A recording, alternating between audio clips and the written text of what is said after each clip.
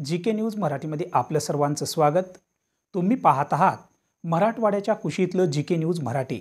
आता घेऊ विविध क्षेत्रातील राजकीय, सामाजिक, आर्थिक, कृषी आणि क्रीडा व तसेच शैक्षणिक विषयी घडामोडींचा आढावा। चला तर वळूया पुढील बातमीकडे।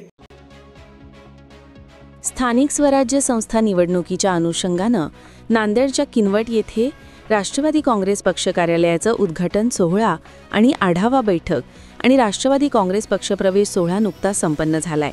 हा पक्षप्रवेश सोहळा राष्ट्रवादीचे आमदार प्रतापराव पाटील चिखलीकर यांच्या प्रमुख उपस्थितीत संपन्न झाला असून या पक्षप्रवेश सोहळ्याला राष्ट्रवादी काँग्रेस पक्षाचे जिल्हाध्यक्ष बाळासाहेब रावणगावकर, पक्ष निरीक्षक उत्तमराव सोनकांबळे, राष्ट्रवादीचे नागनाथ घिसेवाड, सचिन नाईक, युवा अध्यक्ष स्वप्नील इंगळे, जिल्हा शहर अध्यक्ष अल्पसंख्याकचे फिरोज पठाण, भोकर विधानसभा अध्यक्ष शिवाजी पाटील, हातगाव हिमायतनगर विधानसभा अध्यक्ष एकनाथ जाधव, सुरेश पिल्लेवाड, अभिषेक लुटे, विधानसभा अध्यक्ष वैजनाथ कुरपुडे पाटील, तालुका अध्यक्ष बाळू पाटील पवार, राष्ट्रवादीचे युसुफ खान पठाण, शहर अध्यक्ष अब्दुल चाऊस, आदिवासी आघाडीचे गणेश वक्तेकर, दिलीप पाटील, युसुफ खान पठाण, ॲडव्होकेट रायबोळे ही उपस्थित होते। या पक्षप्रवेश सोहळ्यानिमित्त विविध पक्षातील शेकडो पदाधिकाऱ्यांनी राष्ट्रवादी काँग्रेस पक्षामध्ये आमदार प्रतापराव पाटील चिखलीकर यांच्या प्रमुख उपस्थितीमध्ये प्रवेश केला। स्थानिक स्वराज्य संस्था निवडणुकांसंदर्भात येथील स्थानिक आमदार भीमराव केराम यांच्याशी चर्चा करू आणि पक्षश्रेष्ठींकडे देखील चर्चा करू। महायुतीतून निवडणुका लढायच्या असतील तर महायुतीतून निवडणुका लढू, त्यांची तयारी नसेल राष्ट्रवादी काँग्रेस पक्ष स्वबळावर स्थानिक स्वराज्य निवडणुका लढवण्यासाठी तयार आहे, असे ते यावेळी बोलत होते। Bureau report, GK news, Kinwat, Nanded.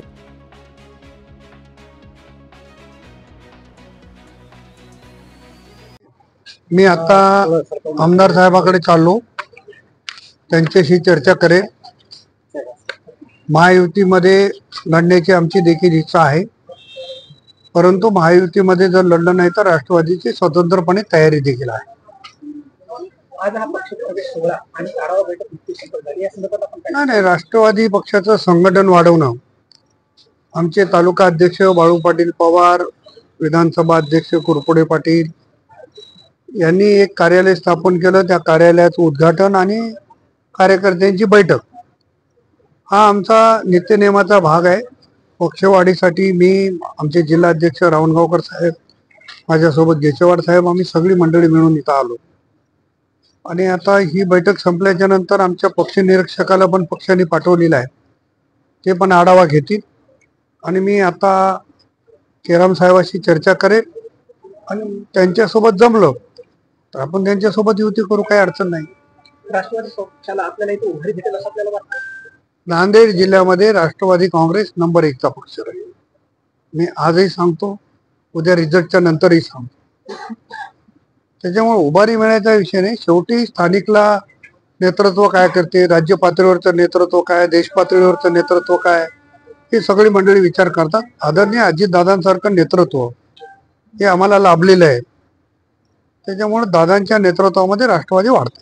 स्थानिक स्वराज्य संस्था निवडणुकीला आज शेतकऱ्यांची परिस्थिती हालाकीची आहे आणि कर्जमाफीचा चांगलाच मोठा रस्त्यावर येतोय। शेतकरी अडचणीत असताना माझ्या माहितीप्रमाणे मी 2004 ला पहिल्यांदा आमदार झालो, पण 32,000 कोटीचं पॅकेज हे पहिल्यांदा सरकारने शेतकऱ्याच्या प्रती दिलेलं आहे।